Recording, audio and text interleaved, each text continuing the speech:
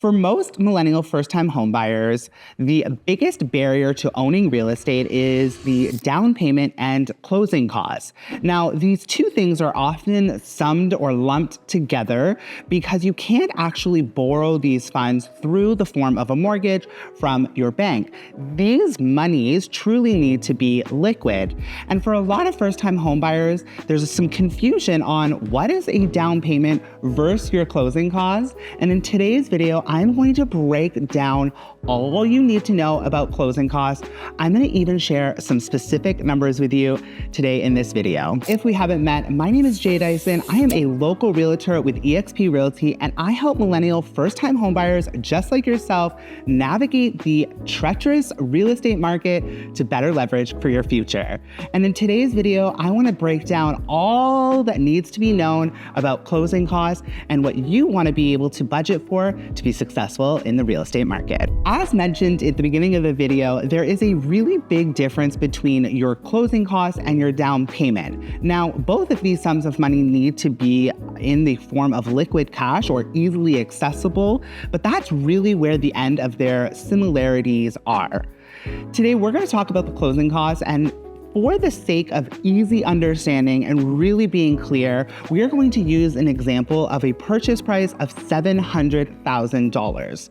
So let's dive in. The first thing to consider in your closing costs is your land transfer tax. Now, no matter where you purchase in Ontario, you are going to need to pay a land transfer tax. However, us lucky Torontonians actually get to pay a municipal land transfer tax as well as the provincial. For a $700,000 home, your land transfer tax would be $20,950. Now, first-time homebuyers, don't sweat or panic too much because there is a little bit of a rebate for you. On a $700,000 property, your land transfer tax would be $12,475. You may be asking yourself, what is this first-time homebuyer rebate? This is a program that the government has provided to make home ownership a little bit more accessible.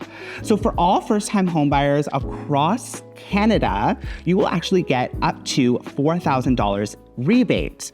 Now, if you are purchasing in Toronto, they also double the tax benefit and they give you the allowance of another $4,475. That is a grand total of $8,475 that you are going to be able to put back into your pocket so you can reinvest in that first property that you're purchasing. This is an amazing benefit that all first-time homebuyers in Canada, but especially in Toronto, Ontario, should take advantage because that's really going to close that gap of what you're going to need to provide in those liquid funds. The next closing cost to consider is your adjustment sheet. When you are going through the process of buying your first property, your lawyer is going to walk you through a sheet of adjustments. Now, these sheet of adjustments are basically simple adding and subtraction of different prorated amounts for both taxes, utilities, and insurance.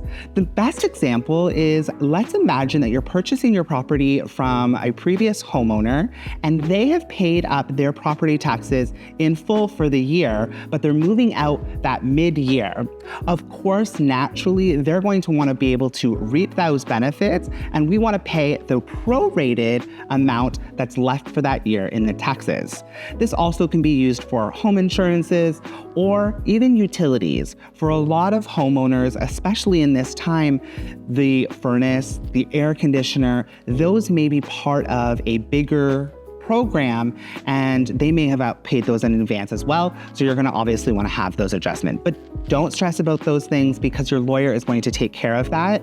And for most first-time homebuyers, I recommend budgeting around $3,000 to $5,000 for the adjustment sheet. Speaking of your lawyer, the next big component to your closing costs is your legal fees. It is so important that you have a legal team behind you helping you navigate the process of purchasing this really large asset. Your lawyer is going to help by reviewing and drafting contracts for you, conducting title searches, facilitating the closing process, preparing any and all legal documents. They're going to explain any legal implications to you so that you're very clear about your right to ownership. They will also register and transfer your ownership into your name. They will provide legal advice throughout the whole process. And maybe most importantly, they're going to ensure legal compliance from start to finish. On a purchase around $700,000, I recommend for my first-time homebuyers to allot around $1,500 to $2,000 for legal fees alone. The next closing cost to consider is your appraisal. Now, your appraisal is a very important part of securing a mortgage. Your bank or your lender is going to send an appraiser out to your property to ensure that you haven't offered more on the property than what the bank is willing to help fund for.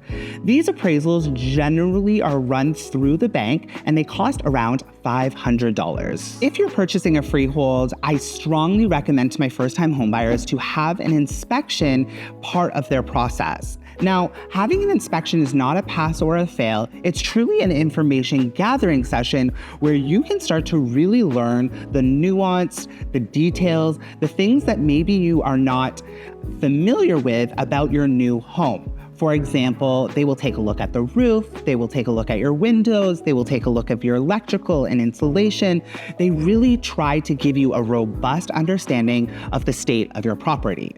Now, of course, we can use some of the information that comes from this inspection back into the negotiations, but this is going to be one of those things that is going to be something you're not going to want to skip on. At a $700,000 purchase, you can assume that your home inspection is going to cost around $500. The last thing to consider in your closing costs is title insurance, and this is a $250 flat fee per property that ensures that you have full legal right to your home. So what does your title insurance cover you for? Now, there is a really big difference between home ownership and your title insurance. You're gonna wanna have both, but before you can close on your new home and get the keys, you need to have title insurance. And what title insurance is going to protect you is it's going to protect you from clerical errors on title, back paid that the previous owner may have not paid for.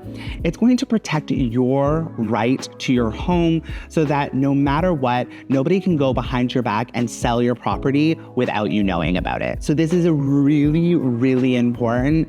And for $250, it gives you all of the rest and assurance that you need in your new property. Now, if you've been tracking, there has been a bunch of different things that are in your closing costs. Some of those things are your land transfer tax, double if you're in Toronto, your sheet of adjustments, so anything that needs to be paid back to the seller, your appraisal and legal fees, and then, of course, lastly, any additional inspection fees, your title insurance.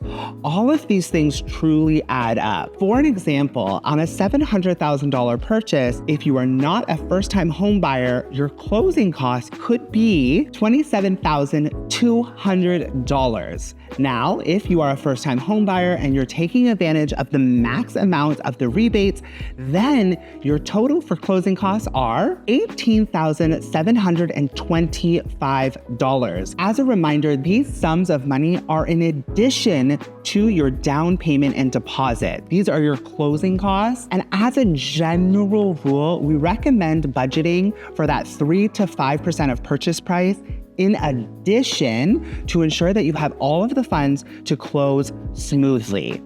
Some caveats or some additional things to take into consideration is that you have not even started the process of packing, booking movers. Maybe you want to paint your new home. All of these additional things are even outside of the closing costs. So ensure that you've taken a really deep dive on your financial health and your budget to ensure that you can cover these closing costs in addition to all of the other fees that come with purchasing and just generally moving. If you found this information valuable, I encourage you to take a look down in the description box. We have a unique buyer's guide that is full of information, just like the information that was shared in this video, that will take you from the start to finish, giving you proven strategies, tips, and tricks on how you can be best prepared and win in the competitive Toronto real estate market. Now, maybe you're feeling really overwhelmed and super confused and you don't even know where to start, then I encourage you to book a call with me. There's a link down below, and that will instantly set up a Zoom call where you and I can discuss your unique needs and concerns. We love making these videos for you, and if you found value from this, please subscribe, like, and I'll see you next week.